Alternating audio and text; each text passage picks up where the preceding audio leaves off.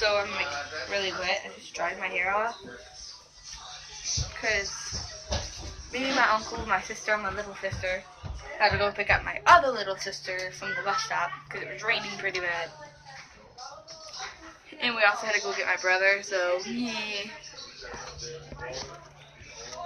And so I wanted to like take a video before I actually got dried off, but too late. It's not raining as bad as it was. But hey, Louisiana for you. I love it when it rains at night. It looks better. I want to go outside, but I don't want to get wet anymore. Because as you can see, I'm wearing my black jacket because I was sticking my head out the window. And it hurt because, you know, whenever you're going really fast in a car and you have your hand out the window and it's raining, it feels like a sting. It's pretty dark other than the light in my brother's room.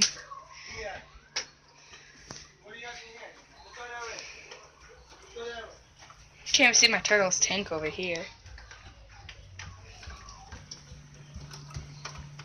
But yeah, just wanted to show y'all. It's really nice at night.